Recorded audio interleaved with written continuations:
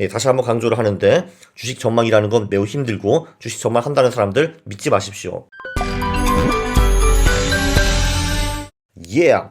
안녕하십니까 할러님들, 강원국입니다. 자, 이제 2020년이 됐으니까 저도 대예측을 하나 해야겠죠. 물론 저는 늘 강조를 합니다. 예측하는 거는 별로 믿지 말라고. 그런데 제 예측은 이제 맨 끝에 결론에서 보시겠지만 맞을 가능성이 상당히 있다고 생각을 합니다. 하하. 한번 같이 보시죠. 자, 이런저런 전망을 제가 요즘 많이 올렸죠. 2020년에서 2024년 주요 자산군 수익, 그리고 2020년부터 2100년 21세기 대예언, 이런 것도 제가 영상으로 만들었습니다. 저도 한번 계량적으로 그 예측을 한번 시도를 해보겠습니다. 물론 믿거나 말거나죠. 자, 일단 그 소위 전문가님들의 예측 시도를 한번 보겠습니다. 자, 여기 이제 2020년 코스피 지수 전망이 나오는데요. 메리츠 종금증권부터 키움증권까지 한 15개 정도 증권사의 전망이 나왔습니다. 근데 이거를 보면은 야, 얘네들 정말 인생을 참 편하게 사는구나 라고 볼 수가 있습니다. 지금 지수가 2200인데 얘네들은 그냥 거기서 플러스 마이너스 10% 또는 15%를 더해가지고 이렇게 결론을 만든 것 같습니다. 야, 나도 이렇게 편하게 살면서 월급을 받고 싶다라고 생각을 했습니다. 자, 그럼 이제 제 예측으로 넘어가겠습니다. 자, 1번 모멘텀이라는 게 있죠. 오른 놈은 계속 오른다라는 것이 모멘텀입니다. 자, 지금 우리가 여기 있습니다. 2200에 있고요. 요때가 이제 1년 전입니다. 1년 전이죠. 1년 전부터 아니나 다를까 당연히 4월까지 주식이 쫙 오르다가 4월이 끝나자마자 주식이 폭락하기 시작합니다. 쫙 빠졌죠. 2250인가 거기서부터 1890일까지 신나게 떨어집니다. 자, 그런데 여기서 9월에 문재인 대통령이 개입을 합니다. 어허, 내가 펀드를 사겠어! 해가지고 문재인 대통령이 펀드에 들어가자마자 주식은 다시 오르기 시작했고요. 쫙 오르고, 그리고 여기서 11월이 도입을 한 다음에 11월 후에 계속 주식은 꾸준히 오르고 있습니다. 자, 여기서 3개월, 6개월, 9개월, 12개월 모멘텀 전부 다 지금 0 이상입니다. 지금 이제 3개월 전과 비교를 하면은 주식이 많이 올라 있고요. 6개월 전과 비교해도 주식이 꽤는 아니지만 어쨌든 올라 있고, 9개월 전과 비교해도 올라 있고, 그리고 12개월, 1년 전과 비교해도 주식이 지금 올랐습니다. 자, 그러니까 모멘텀을 보면은 한국 주식이 2020년에 좋을 것 같습니다. 자, 두 번째, value라는 게 있죠. 한국 시장이 지금 많이 저평가되어 있습니다. 특히 CAPE 지수를 보면은 여기 나오죠. 이게 이제 그 퍼랑 비슷한 지표라고 보시면 되겠는데 한국이 지금 12.1입니다. 싼 편이고요. 그 평균 그 퍼가 그러니까 CAPE가 이 정도 됐으면은 10년 기준으로 복리 수익률이 보통 9% 정도 나왔다라고 합니다. 자, 물론 밸류에이션은 단기적 예측에는 큰 도움이 되지 않습니다. 왜냐면은 한국 주식은 2014년, 15년, 16년, 17년, 18년 계속 저평가되어 있었는데 계속 지금 안 오르고 있거든요. 그래서 지금 무한 저평가가 계속되고 있습니다. 그래서 사실 저평가가 계속되면은 언젠가는 이게 해소가 되는데 그게 2020년에 해소되라는 그 보장은 전혀 없습니다. 어쨌든 확실한 거는 한국 주식은 매우 싸다 이런 게 있고요. 이건 일단은 긍정적이라고 볼 수는 있습니다. 자, 3번. 제가 한번 아주 초창기 영상에 띠별 수익도 계산해 본 적이 있습니다. 자, 제가 돼지띠에는 보통은 수익이 매우 좋다라고 나왔는데 작년이 돼지띠였죠. 그 매우 좋지는 않았지만 어쨌든 간에 코스피는 플러스 수익으로 그 돼지띠를 마감했습니다. 쥐띠는 어땠느냐? 쥐띠는요, 한국은 1996년에 쥐띠였을 때 수익 마이너스 26%, 2008년은 마이너스 40%였습니다. 그렇죠. 이게 코스피면은 이게 이제 쥐띠입니다. 이걸 볼 수가 있죠. 쥐새끼가 코스피를 작살내는 거를 볼 수가 있었습니다. 미국도 GD가 그저 그랬는데요.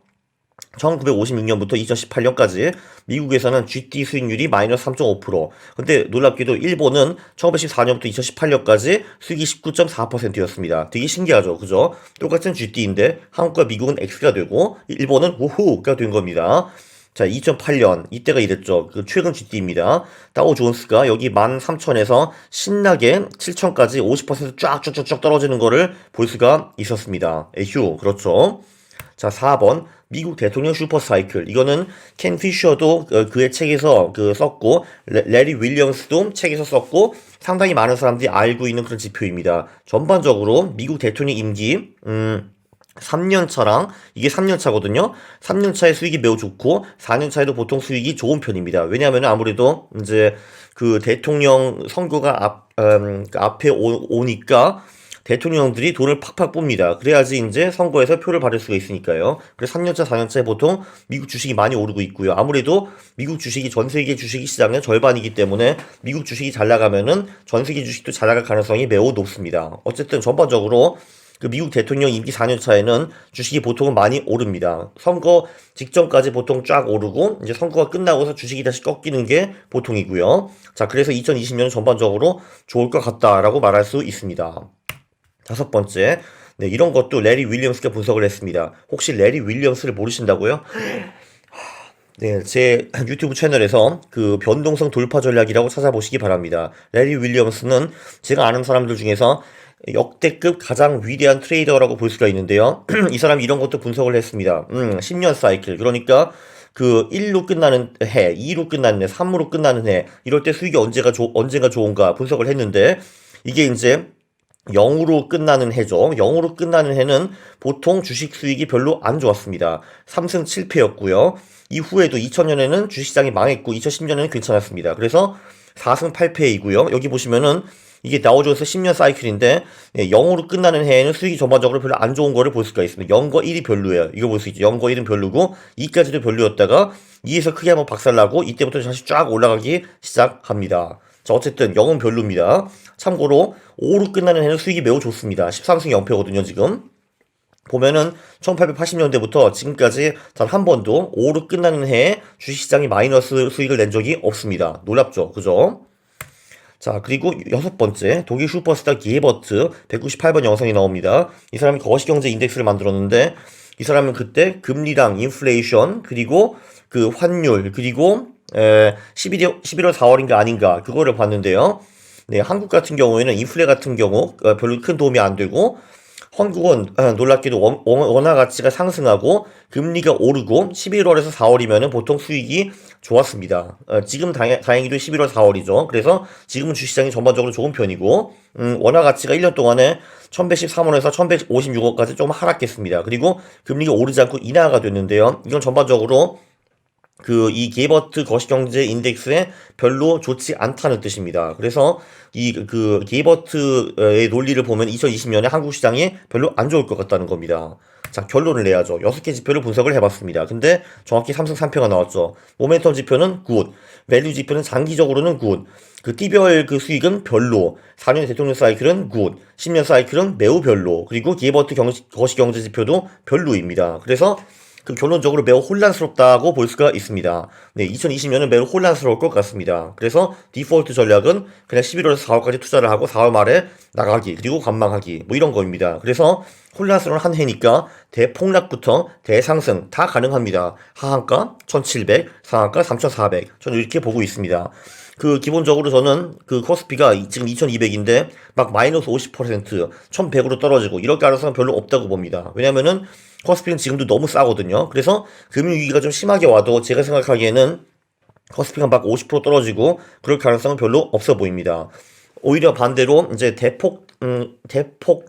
뭐라고 해야 되냐, 많이 오르는 그런 상승장이 오면은 오히려 코스피가 폭등할 수는 있다라고 저는 생각을 합니다. 자, 이걸 봐도 이 매우 시원치 않은 분석이라는 거를 알 수가 있고, 네, 전망치고는 너무 밴드가 너무 크다라는 걸 볼 수가 있습니다. 1700, 3400 이게 뭐야 애게라고 하실 건데요. 네, 원래 이게 제대로 된 전망이라고 저는 생각을 합니다. 아니 맨 처음에 증권사들이 한 거 있잖아요.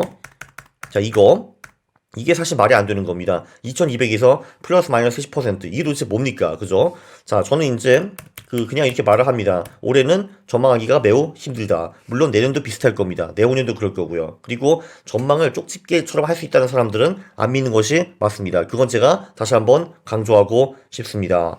자, 물론 제가 원하는 건 이런 거죠. 자, 4월 말까지 저는 주식을 갖고 그 다음에 판 다음에 관망을 할 테니까, 자, 그러니까 미국 대선 전후인 10월에 주식시장이 폭망을 해가지고 제가 11월에 다시 싸게 들어갈 수 있는 거를 저는 내심 기대를 하고 있습니다. 물론 그거는 저만의 기대일 뿐입니다. 자, 네, 다시 한번 강조를 하는데 주식 전망이라는 건 매우 힘들고 주식 전망한다는 사람들 믿지 마십시오. 저도 믿는 게 아닙니다. 저를 믿지 마십시오. 자, 여기까지 오셨으면은 따다 페이지 새로 만들었습니다.